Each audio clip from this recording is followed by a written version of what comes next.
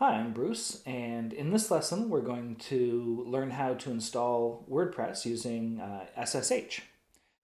WordPress uses PHP and MySQL in order to store the contents of your site.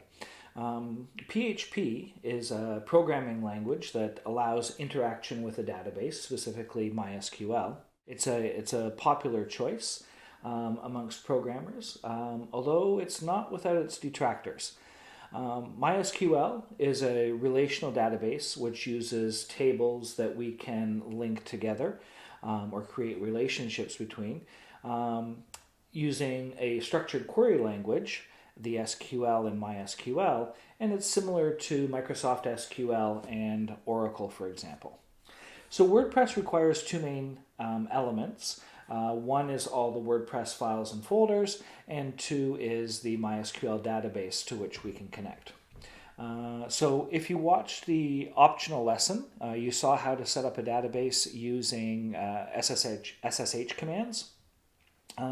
Or if you're a student in OST Micromedia, I've gone ahead and set up your database for you. So what we're going to do to start is, if you go to the website here, you can see we've got the commands that we'll need in order to get started, and you can just copy and paste them, obviously changing the information that you need. So let's open up Terminal, and I'll just make this a little bit bigger, easier to see, and we'll log in. And if I do ls, or list, to list out the files, we can see we're in our home directory, so /home/ our student number.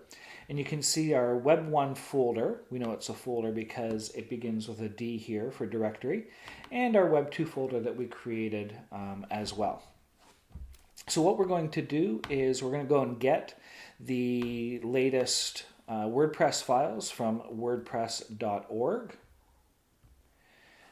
And so I'm just going to copy and paste, and you can see it doesn't take very long at all for that to download.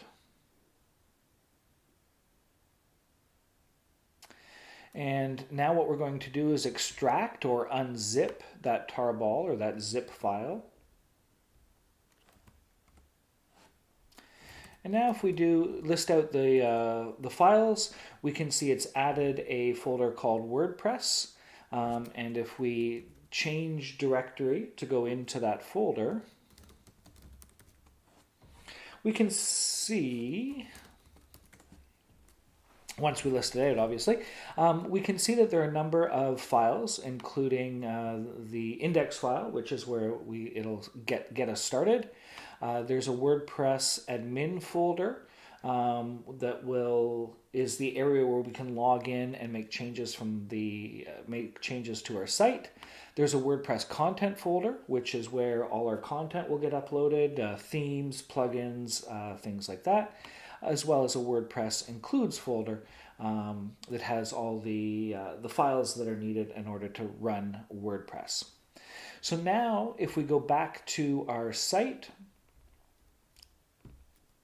and go to that folder, so that's our root, and then WordPress, you can see that we're getting this information page that is telling us what we need in order to be able to continue, notably the database information. So if we click Let's Go, the database name was WP, and then our student number. Our username was just our student number. Password was password123. Localhost just refers to the fact that it's hosted locally on this server, so the database is on the same server. And the table prefix WP just makes it easy to identify WordPress tables in our database.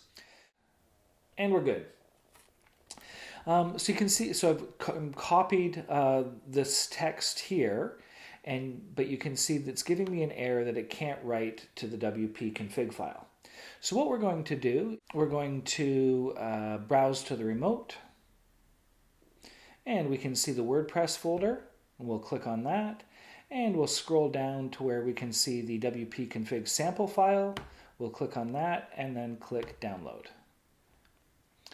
And we can see it's downloaded. I'm going to come over here and duplicate it. Get rid of the hyphen sample. And I'm going to paste all the setup information that we copied from the WordPress web page. Save that, upload it. And now if we go back to the web page and refresh it, then you can see WordPress has been installed, and we just need to continue to configure it. So we'll put in the site title, Bruce's WordPress. I'll put in a username. I'm going to make sure I copy this password. I'm going to put in my email. For now, we can just discourage search engines from indexing the site and click on Install WordPress.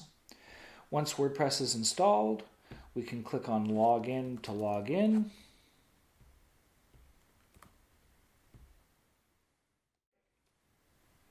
So now you can see we're logged into the dashboard, and we can see that how we can manage our site, creating posts, creating pages, managing the appearance of the site. And if we right-click and open it up in a new tab, then we can see that our WordPress site is up and running. I hope this helps.